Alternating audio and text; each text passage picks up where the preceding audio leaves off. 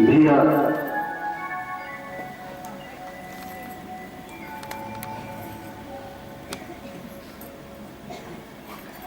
भगवान कुंती बुआ को हृदय में विपत्ति सा भाव रखने का वरदान दिया कि वो अगर आप चाह ही रही हो कि हमको विपत्ति मिले तो आपके हृदय में सदैव विपत्ति सा भाव रहेगा। और हां, जब विपत्ति में आप भगवान का भजन करोगे तो जीवन में कभी आपको दुख सता नहीं सकता।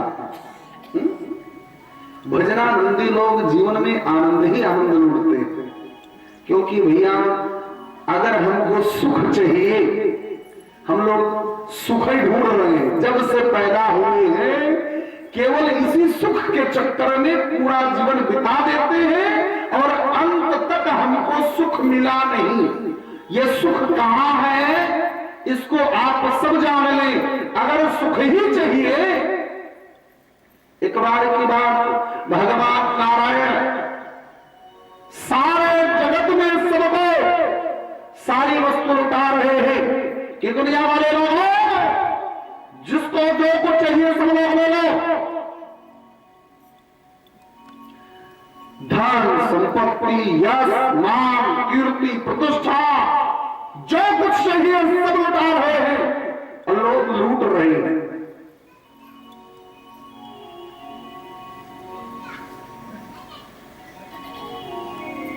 एक चीज और लुटाई, लेकिन उसको गए दौड़ करके फट से अपने चरण के नीचे दबा दिए। लक्ष्मी मैया की दृष्टि पड़ गई कि नाथ वो क्या चीज थी कि जिसको आपने अपनी पैर के नीचे दबा लिया।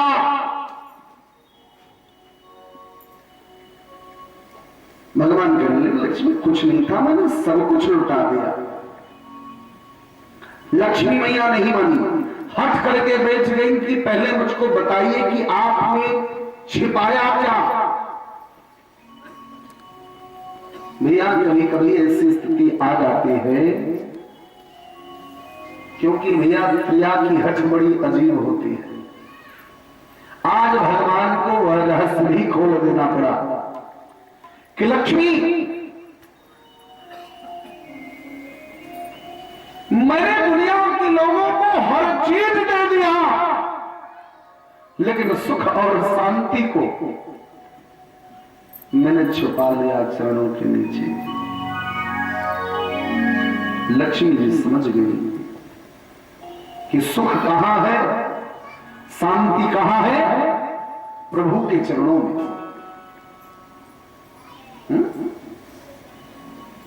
अब जिसको सुख चाहिए भैया, और हम लोग सुख कहां ढूंढ रहे हैं?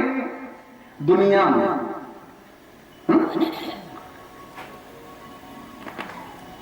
हम लोग ये सोच बैठे हैं कि सुख दुनिया में है, संसार में सुख है। भैया कहीं सुख नहीं है। अगर सुख ही चाहिए तो मन को प्रभु के चरणों से जोड़िए, जीवन आनंद से भर जाएगा।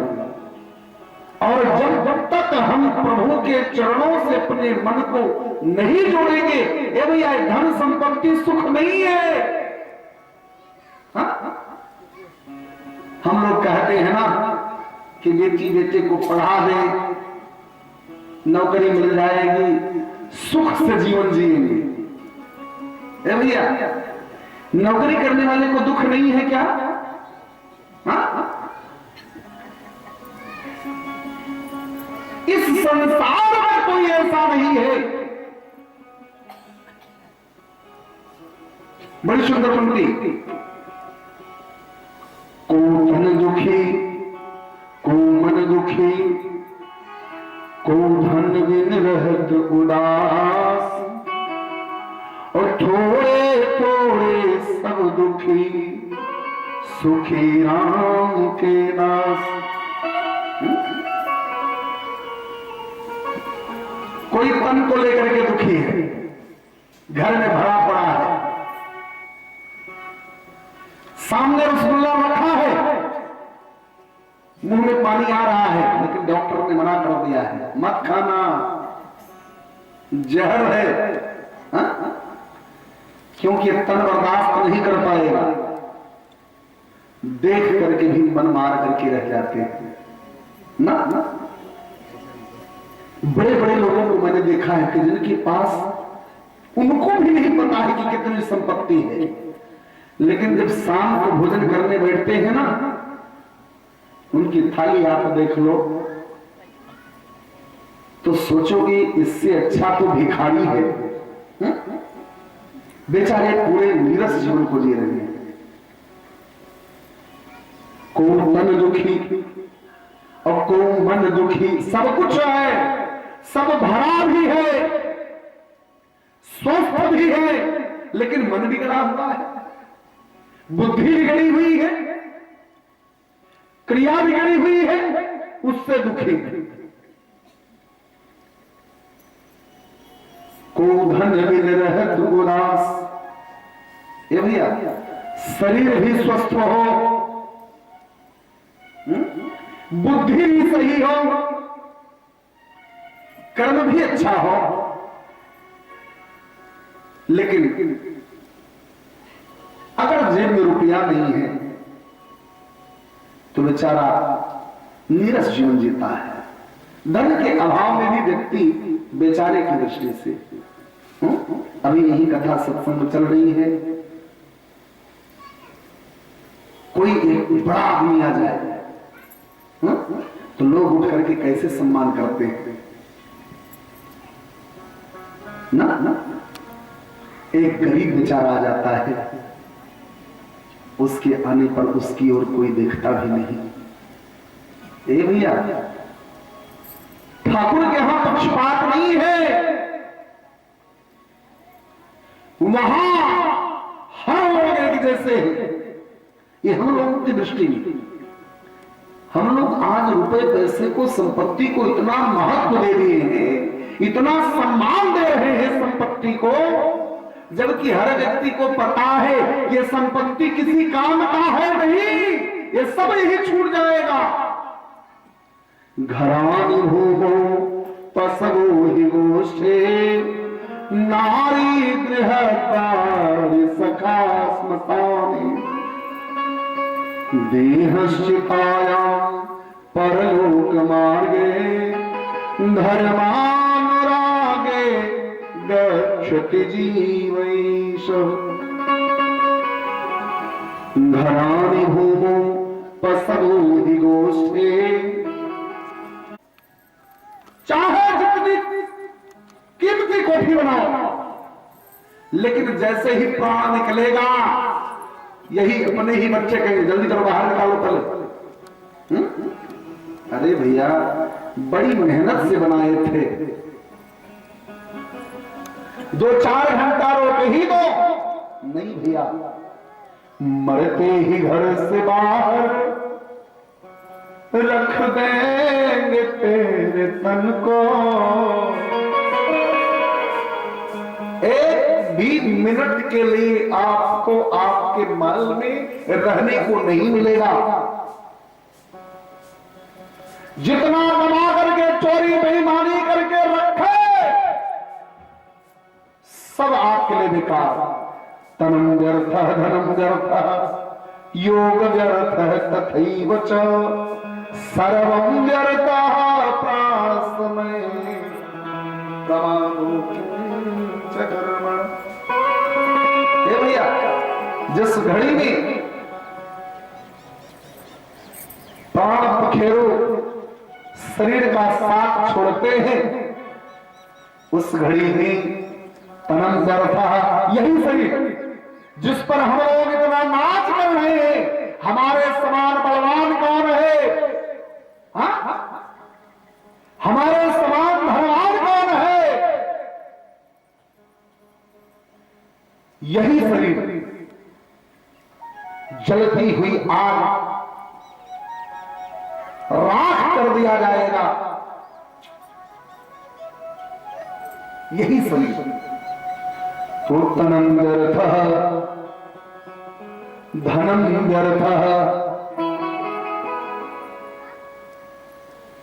तन भी बेकार और धन भी बेकार है। भैया आपने किसी ऐसे व्यक्ति को देखा है कि जब वो मर जाए तो उसकी सारी संपत्ति उसकी चिता पर रख दिया जाए? मैंने तो नहीं देखा। भैया ये किसी काम का नहीं रह जाएगा। योग व्यर्थ है। जितनी साधना से हम सब विद्या बुद्धि विवेक सब एकत्रित करते हैं भैया, इसको बचा बचा करके हम लोग जीवन भर पढ़ते लिखते हैं। पूरी जिंदगी पढ़ाई में गुजार दे रहे हैं। आजकल तो लोग 40-40 वर्ष के हो रहे हैं तब भी पढ़ते हैं। उनको पूछो क्या कर रहे हो, बताते हैं कि तैयारी। अब उनसे अगर पूछा जाए काहे की तैयारी, जिंदगी की कि मौत की? ये भैया हम लोग यहां जीने नहीं आए हैं। अगर इस भ्रम में हम लोग हों कि हम यहां जीने आए हैं, ये जीवन का लोक नहीं है, ये मृत्यु लोक है। हम सब यहां पर 84 की यात्रा में भ्रमण को पूर्ण करके मानव तन पाए हैं कि इस मानव तन को समाप्त करके, सारे दुखों का जंजाल समाप्त करके पुनः गति प्राप्त करनी है। अब फिर से हमको बंधन में नहीं रहना है। लेकिन भैया हम लोग यहां भी आते हैं तो मरने की तैयारी नहीं हो रही, मरने की तैयारी करते हैं हम लोग का। जब हर व्यक्ति को पता चल जाता है कि मरने की तैयारी बुढ़ापे में होती है ना, हम लोग यही कहते हैं। अगर सुनते हैं कि 80 वर्ष के बाबूजी थे और खत्म हो गए तो लोग कहते हैं चलो कोई बात नहीं, भगवान की कृपा हुई, अपने अपने हाथ पैर से चले गए। और आजकल तो बच्चे लोग खुद ही धन्यवाद देते हैं बाबूजी को, अच्छा हुआ अपने हाथ पैर से चले गए। कौन करेगा बाबू उनका? एक भैया बड़े भाग्य से माँ बाप की सेवा करने का अवसर मिलता है। लेकिन आजकल के बच्चे लोग खुश होते हैं कि हमारे माँ बाप अच्छा हुआ तुम्हें। आज का व्यवहार कितना दूषित हो गया। जो माँ बाप बेचारे पेंशन पा रहे हैं, भैया बुरा मत मानिए, मैं किसी एक व्यक्ति को नहीं कह रहा हूं।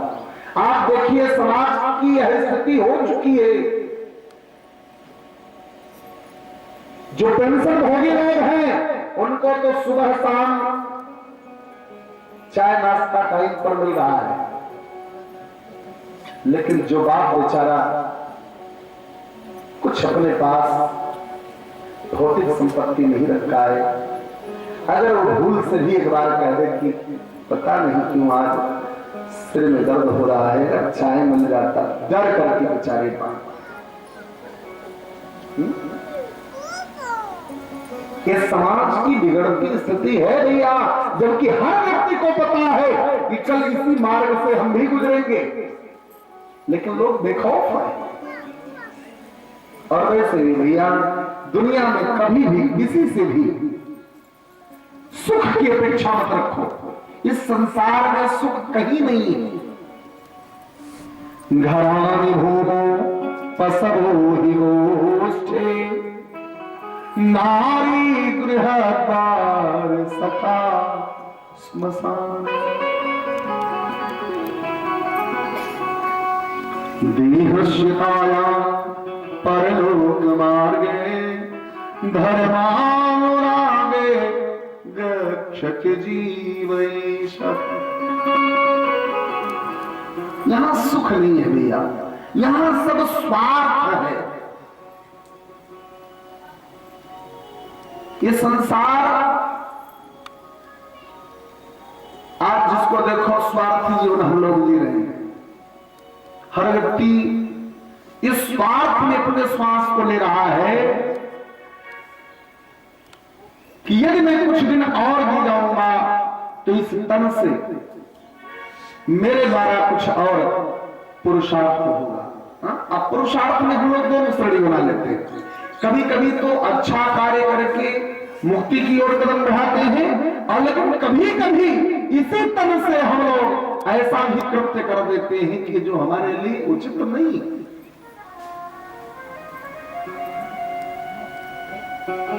भगवान कुंती हुआ विपत्ति का वरदान देते हैं कि भगवान जीवन में आपको सुख तो मिलता रहेगा, लेकिन हृदय में सदैव विपत्ति सा भाव बना रहेगा। भगवान कुंती हुआ वरदान दे करके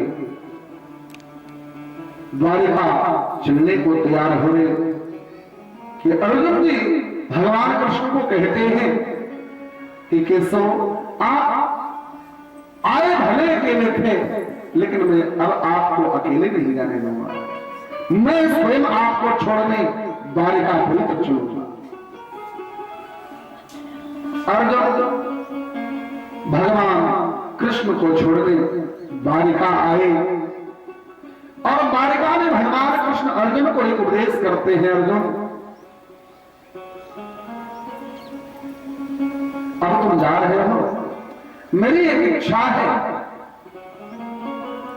कि लोग मेरा नाम बदनाम कर रहे हैं कि मैं 16,108 पटरानियों को रखा हूं। लोगों की दृष्टि में मैं कामी हूं, लेकिन अब मेरी इच्छा है कि इन सारी गोपियों को लेकर के तुम हस्तिनापुर जाओ, मैं स्वर्गारोहण करूं, स्वधाम हो जा रहा। भगवान अर्जुन को ऐसा उपदेश करके स्वधाम का आगमन करते हैं, और इधर अर्जुन गुण पटवानियों को लेकर के जैसे ही द्वारिका की परिधि पर निकले कि दारुक वन में चंद भीलों ने मिलकर के अर्जुन को लूटा। अर्जुन बड़े आश्चर्य है कि आज मेरा साहस कहां चला गया, आज मेरी शक्ति कहां खो गई। वही धनुष है, वही बाण है, वही अर्जुन, लेकिन आज उन भीलों का कुछ न कर सके। गोपियों को लुटा गया। अर्जुन खड़े खड़े देखते रहे। तब अर्जुन को भान हुआ, अभी तक तो मैं सोचता था कि मैंने कुरुवंश पर विजय प्राप्त किया, लेकिन आज मुझको पता चला कि महाभारत के युद्ध में भी जो बाण मेरे तरफ से निकलते थे वो मेरी अपनी शक्ति नहीं थी, वो शक्ति थी भगवान कृष्ण की।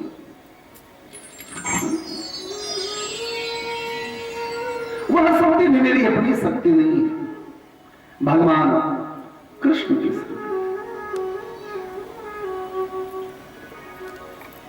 अर्जुन मन में प्रायश्चित करने लगे कि अब तक मैंने न जाने कितनी बार अभिमान का घूंट पिया, आज मुझको पता चला कि मेरी अपनी शक्ति, मेरी अपनी ताकत कुछ नहीं है।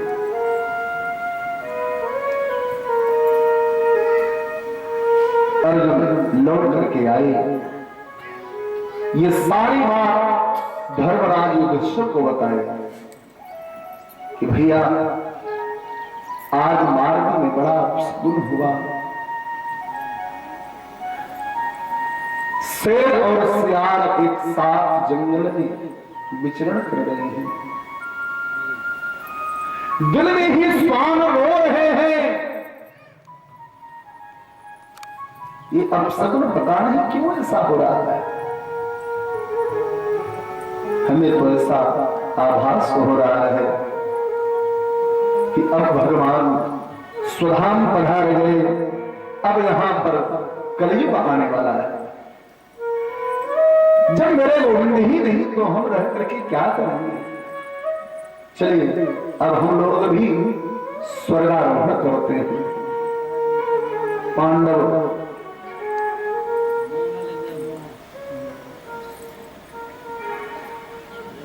स्वर्गारोहण की तैयारी में निकल पड़े बद्रिकाश्रम की ओर।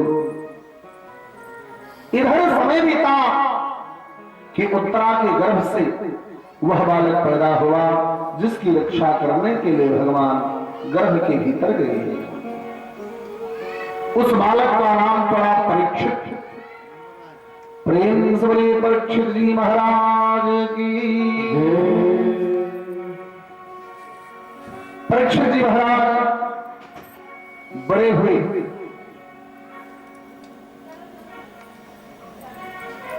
पांडव के वंश में परीक्षित जी को साम्राज्य मिला, लेकिन भैया जिनके घर में भजनानंदी लोग होते हैं उनके परिवार में आने वाली कई पीढ़ी सात्विक होती है।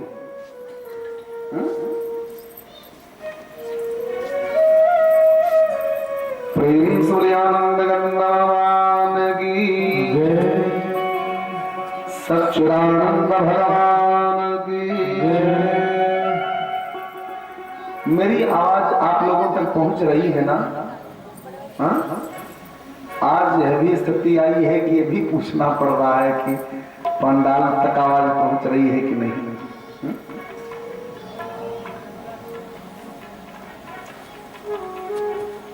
सच्चिदानंद भगवान की, परमानंद भगवान की, श्रीमन्नारायण नारायण नारायण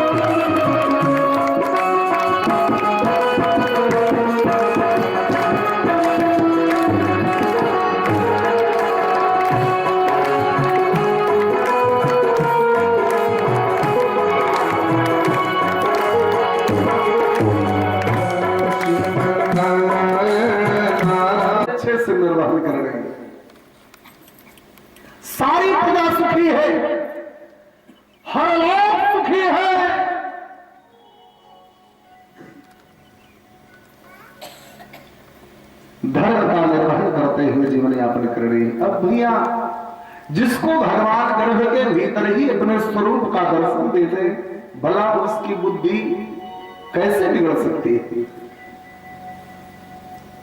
परीक्षित अपने जीवन को धर्म में व्यतीत कर रहे हैं, 99 यज्ञ पूर्ण कर चुके हैं। एक दिन के बाद परीक्षित जी महाराज अपने राज्य के भ्रमण पर निकले हैं कि राज्य में कोई दुखी तो नहीं है। ये राजा का धर्म होता है। आजकल तो लोग स्वयं राजा के पास फरियाद लेकर के जाते हैं, लेकिन ठोकर मार दिया जाता है। लेकिन पहले राजा स्वयं निरीक्षण करते थे कि मेरे राज्य में कोई दुखी तो नहीं है।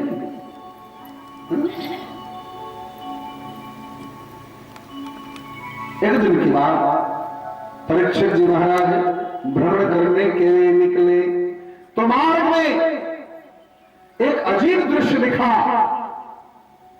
कि एक बैल जिसके 3 पग कटे हुए हैं, बैल के 4 पैर होते हैं ना, 3 पहले से कटे हुए हैं, एक पैर पर वह बैल खड़ा है और कोई काले वर्ण का पुरुष उस बैल को पीट रहा है। बगल में गौ माता बैठी है, गौ माता रो रही है। राजा परीक्षित यह दृश्य देखे कि मेरे राज्य में गौ रो रही है। राजा परीक्षित रथ को खड़ा कर देते हैं और उस गौ माता के पास गए, जाकर के पूछते हैं कि कथम गोदीस भेदत्वं काते चिंता बनीयसी कथम सत्वरं मह्यं स्वस्य दुःखस्य कारणम्।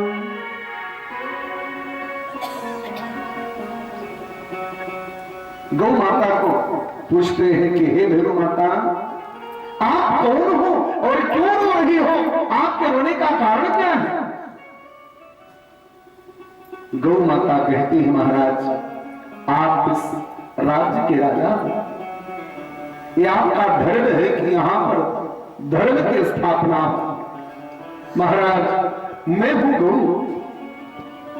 गौ का स्वरूप होता है पृथ्वी का और बैल का स्वरूप होता है धर्म का।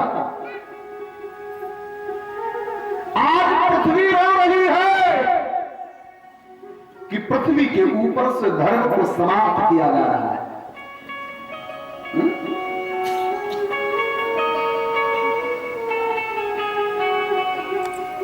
पृथ्वी माता दुखी है कि आज मेरे ऊपर से धर्म को समाप्त किया जा रहा है। महाराज आप धर्म की रक्षा करो। राजा परीक्षित वचन देते हैं और आवाज दिए, ए काले वर्ण का पुरुष, तू कौन है? क्यों छुप गया? बाहर निकाल। वह काले वर्ण का पुरुष कोई और नहीं बल्कि स्वयं कल की है। कल अपने स्वरूप को लेकर के प्रकट हुआ और कहा, महाराज मैं कल की हूं, मैं ही था जो इसको पीट रहा था।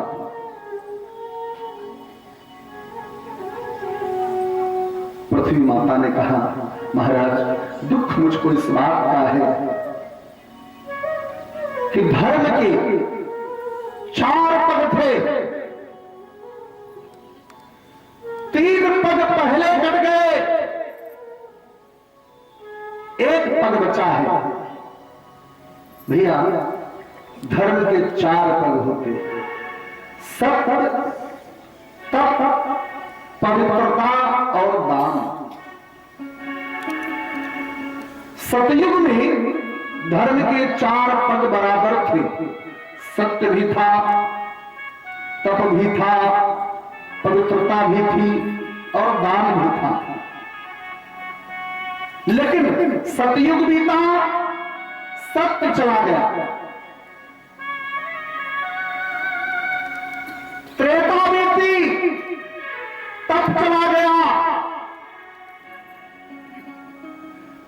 द्वापर भी थी, पवित्रता चली गई। कलयुग में धर्म का केवल 1 पग बचा है, केवल दान।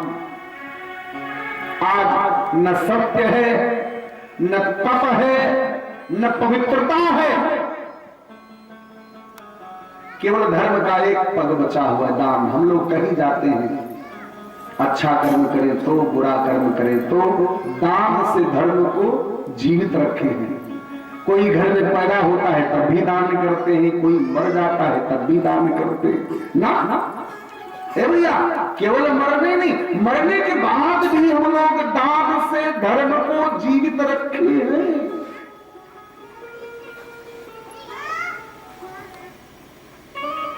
घर में कोई आता है तो हम लोग क्या करते हैं, उससे सत्य नहीं बोलते, उसके साथ तप नहीं करते, उसके साथ पवित्रता का व्यवहार नहीं करते, लेकिन जाने लगते हैं तो उनको हम तो 500 रुपए देकर के पैर छू लेते हैं कि हमारा धर्म जिंदा है।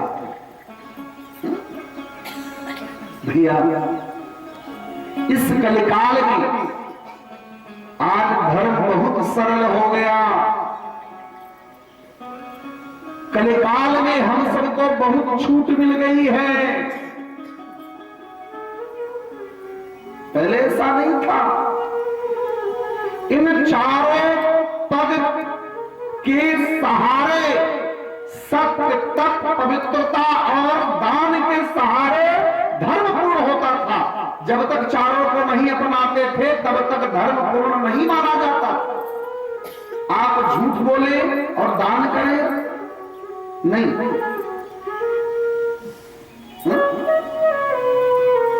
आप अनैतिक कृत्य करें और दान करें नहीं स्वीकार है। लेकिन भैया कलिकाल में बहुत सारी छूट हम सबको मिल गई, जिसका आज हम लोग दुरुपयोग नहीं कर रहे हैं।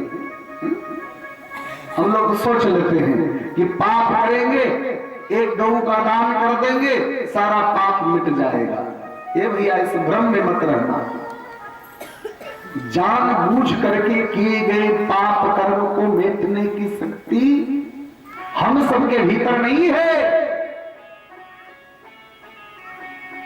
इस गफलत में हम लोग न रहे कि पाप करते चलेंगे, अंतिम में दान दे देंगे, मिट जाएगा। नहीं भैया, ये तो अनजाने के पाप को हम लोग इस प्रकार से मिटाते हैं।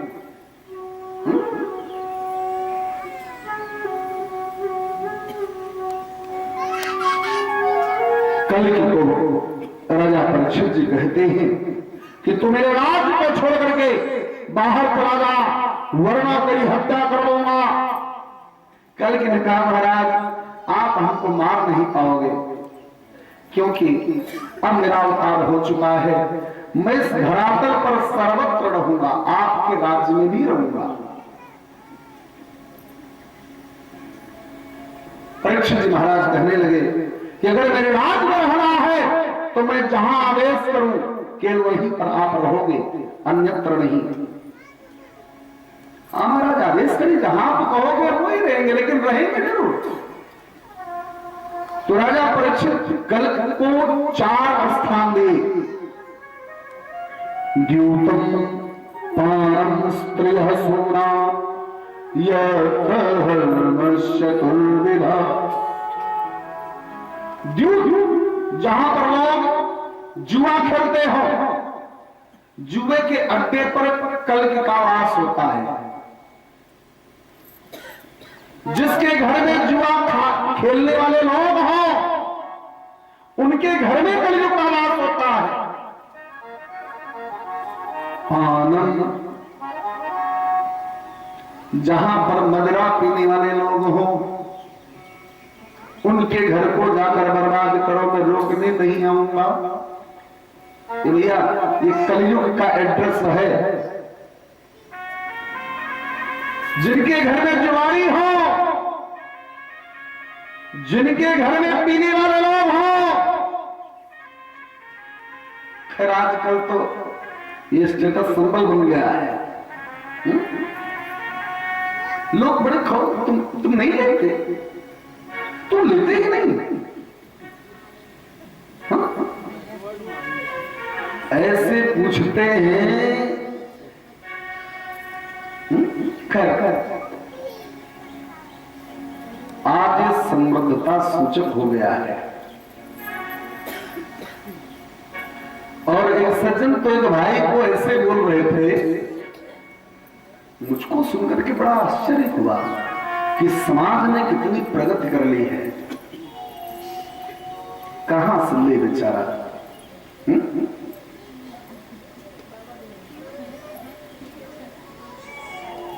लोग आजकल क्या कुछ कर दें, कैसे प्रेरणा दे दे कि आप भी इस कर्म में लिप्त हो। देखो भैया, अगर कोई लेने वाले भाई लोग होंगे तो बुरा मत मानेंगे, क्योंकि मैं किसी व्यक्ति को नहीं कह रहा हूं।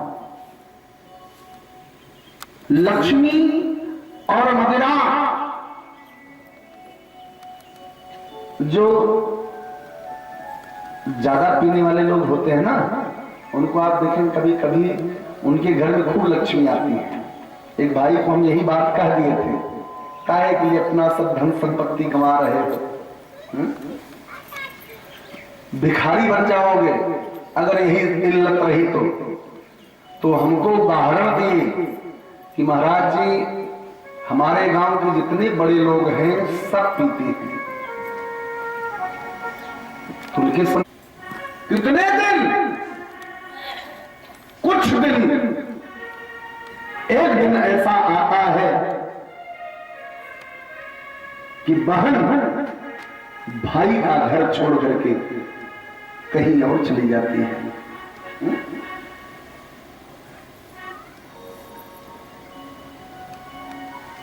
मेरे भाव पर आप लोग जाइएगा।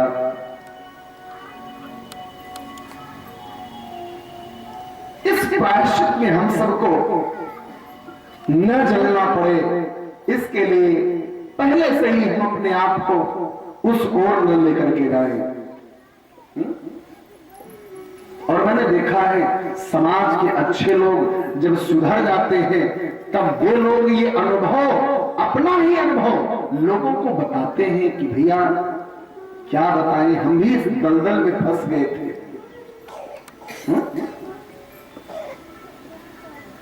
हम भी इस दलदल में फंस चुके हैं।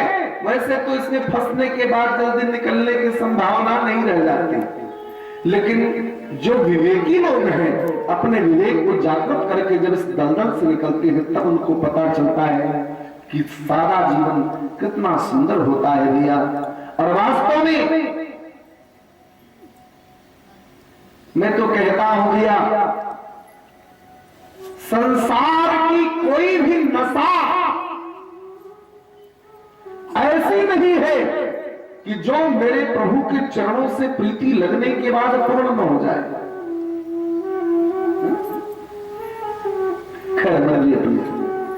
तो कलयुग कहां रहता है?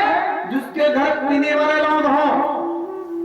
आप लोग देखे होंगे लोग पीने का समय भी बना लिए हैं कि शाम को इस समय आप जाइए देखिए, कथा से ज्यादा भीड़ वहां मिलेगी।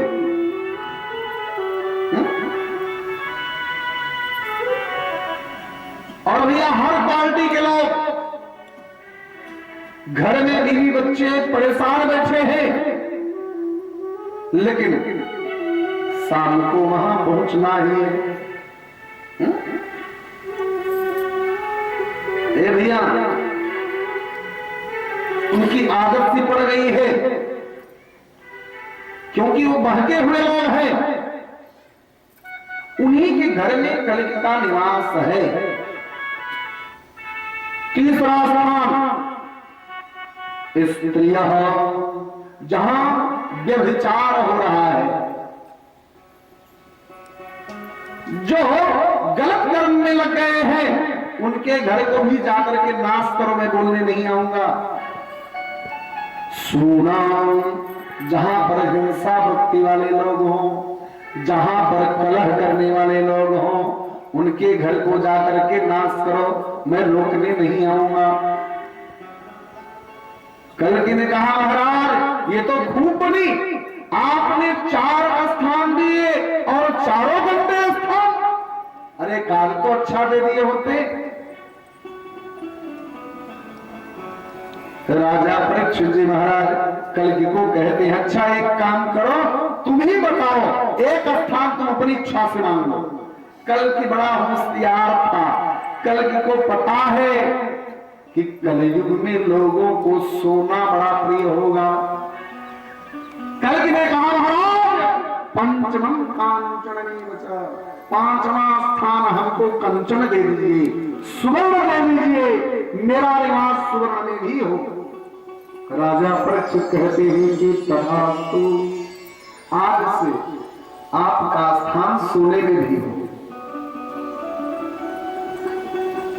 जिसके घर ज्यादा सोना रहता है ना, उसके घर में भी कलयुग है।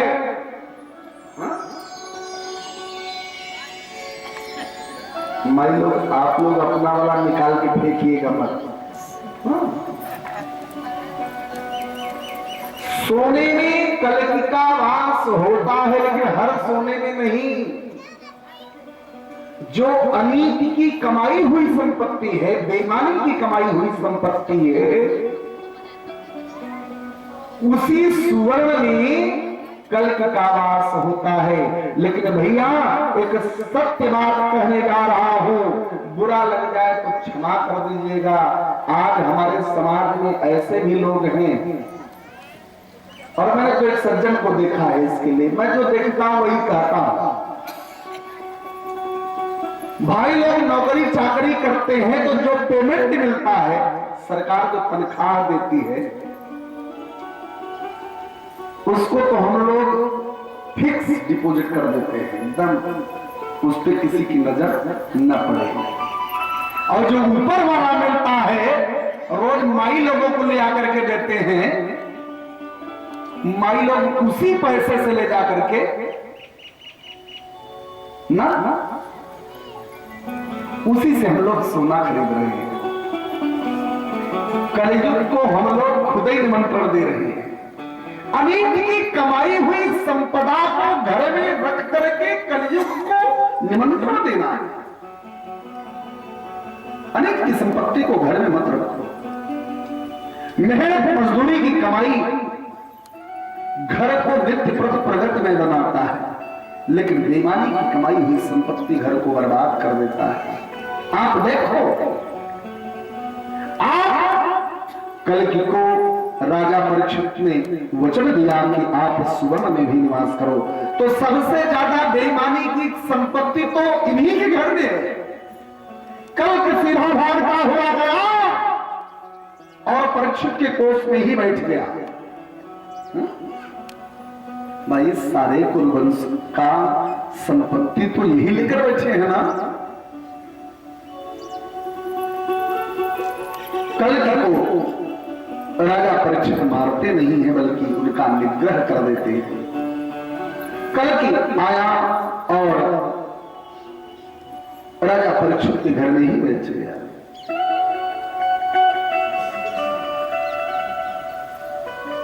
देखिए, जैसे हमारे आपके घर में अगर कोई बच्चा कुछ चोरी करके लाता है,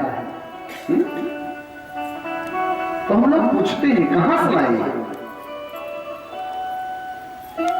अगर बच्चा कहता है कि मैं स्कूल से इसको चुरा करके लाया, आप डांट करके कहते हो इसको लेकर के जाना और जिसकी हो उसको दे देना, ये तुम्हारी नहीं है। और आज के बाद अगर लेकर के आए तो ठीक नहीं होगा। बच्चा समझ जाता है कि चोरी करना अच्छी बात नहीं है ना। मैं जहां जाना चाह रहा हूं वहां आप लोग भी पहुंचे। बच्चा एक बार बात खाने के बाद सुधर जाता है कि चोरी करके अगर घर लेकर के जाऊंगा तो पिटाई होगी। ये जिम्मेदारी मैं तो हर माताओं को देना चाहूंगा। आप लोग अपने अपने घर में ऐसा पर्यावरण बनाइए कि अगर ये भाई लोग लेकर के भी आते हैं तो आप इनसे सीधे कहो ये बेईमानी की संपत्ति मेरे पास लेकर के मत आओ, इस संपत्ति से मेरा घर बर्बाद हो जाएगा। विवाह के मंडप में हर माता को एक जिम्मेदारी यह भी मिलती है, अपने पति से याचना करती है कि देशांतरेवा सपुरांतरेवा यथा विदध्या क्रय विक्रयितुम। आप चाहे इस देश में रहे, चाहे दूसरी किसी देश परदेश में जाए, हमारे पास रहे या हमसे दूर रहे, आप जो कुछ भी कमाई, उस कमाई का जो सात्विक धन हो आपका, जो आपके मेहनत मजदूरी की कमाई हो, वही कमाई ले आकर के आप हमारे घर में हमको दीजिएगा। अनेक की कमाई हुई संपदा यदि आप कभी नहीं लेकर के आएंगे, तभी मैं आपके बाम भाग में आने को तैयार हूं। विवाह के मंडप में आप लोग शपथ लेते हो कि मैं आज शपथ ले रहा हूं कि अपने घर में कभी अनीति की कमाई हुई संपत्ति लेकर के नहीं आऊंगा। लेकिन भैया हम लोग इस बात को भूल जाते हैं। ये सारी जिम्मेदारी आप सबकी है कि अपने घर में बेईमानी की संपत्ति मत रखो, घर बर्बाद हो जाता है। लेकिन आजकल माई लोग खुद ही कहती हैं केवल वही तनख्वाह है तो है।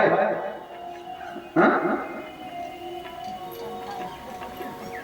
और लोगों की बुद्धि और विवेक देखिए, लोग कितने प्रेम से बताते हैं कि अरे इतना तनख्वाह है और ऊपर ही बहुत अच्छा है इसमें। अपने बच्चे को भी वही सर्विस दिलाना चाहते हैं कि जिसमें ऊपर से बेईमानी वाला ज्यादा।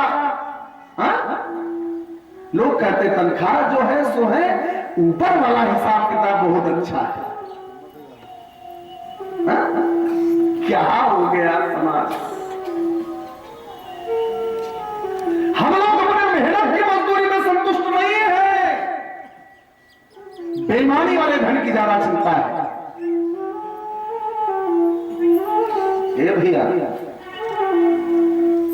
ये घर बर्बाद कर देता है। आज राजा परीक्षित अपने ही महल में आए और जो राजकोष का दर्शन करने गए तो एक बड़ा सुंदर संदूक है सहदेव जी का।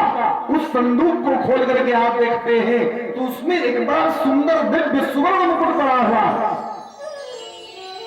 उस मुकुट को देख करके राजा परीक्षित का मन बहक सा गया। इतना सुंदर मुकुट!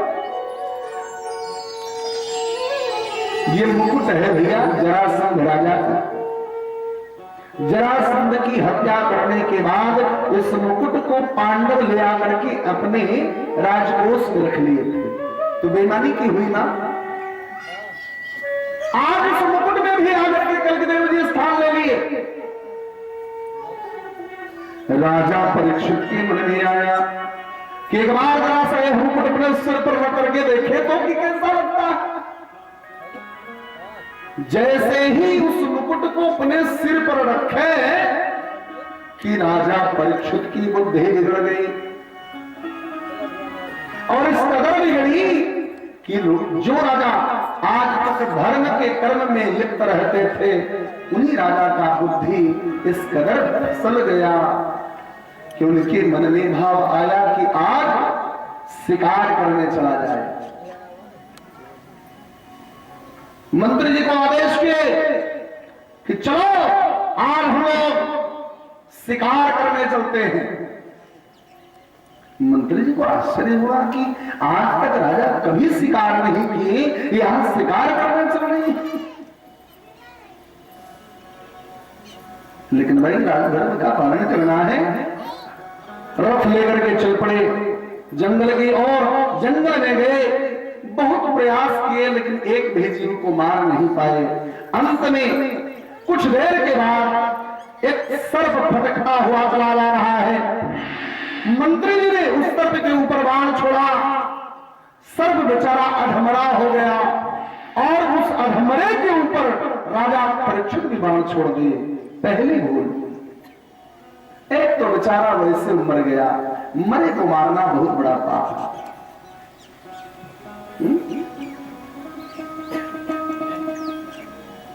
और जब उस सर्प को देखे कि प्राण त्याग दिया, उसको अपनी बाण पर टांग करके लेकर के वापस लौटे कि सबको दिखाऊंगा कि मैंने मारा। मार्ग में इतनी जोर से प्यास लगी कि राजा परीक्षित जी महाराज व्याकुल हो गए। मंत्री जी को आदेश करते हैं कि बगल में ही समीक ऋषि की कुटिया है, उनके आश्रम पर चलिए और चल करके उनसे कहिए कि मेरे लिए जलपान का प्रबंध करें। रथ समीर जी के आश्रम के भीतर लेकर के चले गए।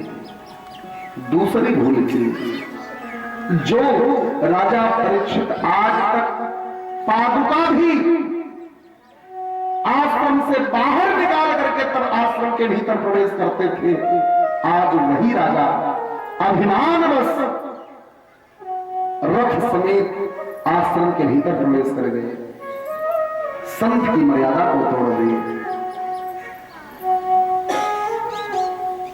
और जा करके मंत्री जी ने पहले समीर जी को आवाज दिया कि चलिए राजा जी द्वार पर आए हैं, उनकी सेवा करिए, भूख प्यास से व्याकुल है।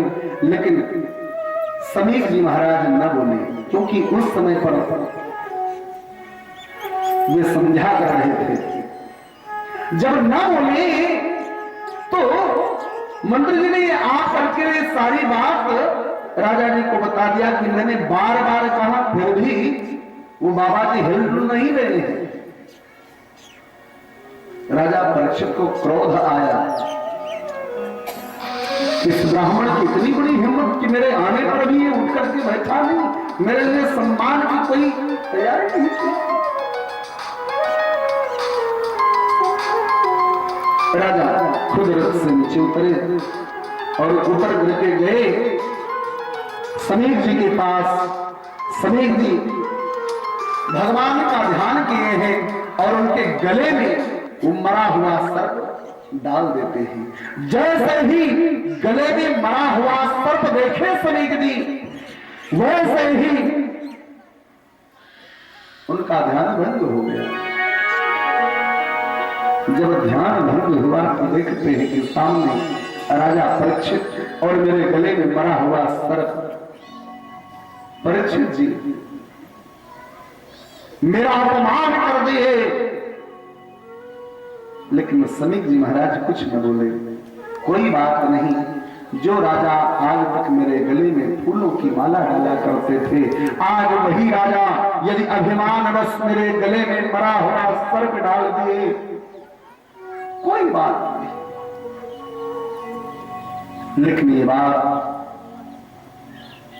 समीर जी के पुत्र श्रृंगी ऋषि को पता चला कि मेरे पिता के गले में मरा हुआ सर्प डाल करके राजा परीक्षित ने मेरे पिता का अपमान किया है।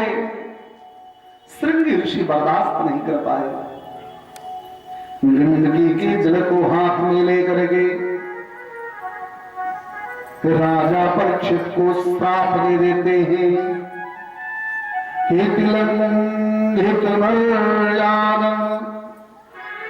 तक्षक सप्तमे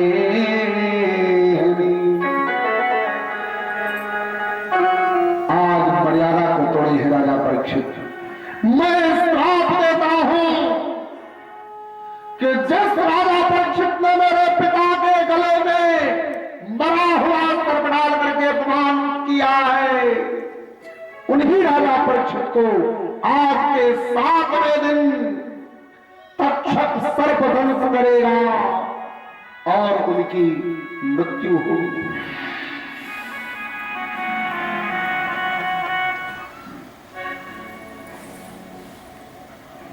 इधर राजा परीक्षित को 7वें दिन मरने का श्राप हो गया।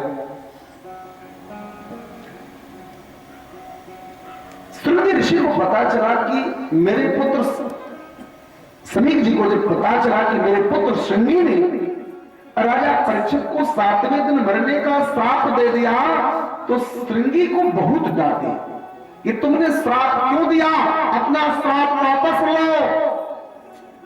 श्रृंगी जी ने कहा कि मैंने जो कह दिया वो होना ही है। मैंने अगर कह दिया कि 7वें दिन मरना है तो निश्चित रूप से उनकी मृत्यु होगी 7वें दिन। लेकिन हाँ, यदि आपकी इच्छा ही है तो मैं वरदान देता हूं, भले 7वें दिन मरेंगे, भले तक्षक के दंश से मरेंगे, लेकिन फिर भी उनका उद्धार होगा। दुर्गति हो जाएगी। समीक जी बड़े नाराज हैं। श्रृंगी ऋषि ने समझाया अपने पिताजी को, पिताजी अगर मैंने श्राप दे दिया तो कोई बहुत बड़ी भूल नहीं की है हमने, क्योंकि इस संसार में जो पैदा हुआ है उसको मरना है, निश्चित मरना है। तो राजा परीक्षित को मारता कौन? जिसको ब्रह्मास्त्र नहीं मार पाया, फिर आखिर उसको मारता कौन? समीक समझ नहीं पाए। श्रृंगी ऋषि ने और अपने पिताजी को समझाया कि जिसकी रक्षा ब्रह्मास्त्र से करने के लिए भगवान गर्भ के भीतर गए, तो उसको दुनिया में मार कौन सकता है? जिसको ब्रह्मास्त्र नहीं मार पाया उसको ये ब्राह्मण का श्राप मारता है। इसलिए मैंने इनको श्राप दिया है, लेकिन यदि आपकी इच्छा ही है तो मैं वरदान देता हूं कि मृत्यु तो 7वें दिन ही होगी, लेकिन उनका उद्धार हो जाएगा। इधर राजा परीक्षित लौट करके अपने राजमहल में आए, और राजमहल में आते ही जैसे ही मुकुट उतार करके रखे कि वैसे उनकी बुद्धि फिर से ठीक हो गई। ऊपर कलयुग सवार हो गया जो इतना बड़ा अत्याचार करके चले आए। ये भैया जब ज्यादा धन संपत्ति मिल जाती है ना, तो हर इंसान की बुद्धि बिगड़ जाती है भैया। ये धन में बहुत बड़ा दोष है। संपत्ति, सत्ता और विद्वता, 3 चीज पाने के बाद बहुत संभल जाना चाहिए। नहीं समझे, नहीं संभले तो समझो गए। धन में दोष भी है। राजा परीक्षित मुकुट निकारते ही उनकी बुद्धि सुधर गई और तब प्रायश्चित की अग्नि में जलने लगे कि हमने क्या कर दिया। राजा परीक्षित को मालूम हुआ कि आज के 7वें दिन हमको मरना है। राजा परीक्षित उदास हो गए कि मैंने अपने जीवन के सारे सद्कर्म को नष्ट कर लिया। मेरे जीवन का जो भी पुण्य था सब छीन हो गया, केवल ब्राह्मण का अपमान करने के कारण। लेकिन धन्य है ऐसे ब्राह्मण कि जिनका मैंने अपमान किया, फिर भी उन्होंने मेरे लिए 7 दिन का जीवन शेष दे दिया। अगर वो चाहते तो मुझको उसी क्षण में भस्म कर सकते थे, लेकिन भस्म नहीं किए। मेरे लिए 7 दिन का जीवन शेष दे दिए। मैं तो कहता हूं कि मेरे लिए श्राप नहीं है, वरदान है। आम इंसान के जीवन का कोई भरोसा नहीं। हा? हम लोगों के जीवन का कोई भरोसा है कि कल हम लोग सुबह सो करके उठेंगे कि नहीं? कोई भरोसा नहीं। राजा परीक्षित कह रहे हैं कि दुनिया का कोई भरोसा नहीं, लेकिन अब मुझे विश्वास हो गया कि दुनिया की कोई शक्ति 7 दिन मुझको नहीं मार सकती। मेरा 7 दिन सुरक्षित हो गया है। अब इस 7 दिन को हम गंवाएंगे नहीं, बल्कि इसको सदकर्म में बिताएंगे। राजा परीक्षित अपने पुत्र जन्मेजय को बुला करके राज तिलक करते हैं और स्वयं सब कुछ त्याग करके, जब 7 ही दिन जीना है तो थोड़ा अच्छे से जी लिया जाए। अगर हम लोग होते, हम लोगों को पता चल जाए कि आज के 7वें दिन मरना है, तो हम लोग जितना गलत काम है वही करने में लग जाते हैं कि अब तो जाना ही है ना। लेकिन राजा परीक्षित ऐसा नहीं किए हैं कि ठाकुर ने कितनी बड़ी कृपा करी है कि हमको 7 दिन का जीवन शेष दिया है, तो इस जीवन को अब बर्बाद नहीं करना है, लगा दो हरि की सेवा में। परीक्षित जी महाराज इस 7 दिन का सदुपयोग करने के लिए उन्हीं संतों की सभा में चलने को उद्यत हुए। ये भैया जब जाने की बारी आती है ना, ये दुनिया ऐसे ही साथ छोड़ देती है। धरानी भूमो पसरो ही गोष्ठे नारी गृहधारी सखा स्मशाने देह शिताया परलोक मार्गे धर्मानुरागे गच्छति जीवैष। अंत समय में भैया कोई काम का नहीं है, ये कोठी महल खजाना गाड़ी घोड़ा कोई काम नहीं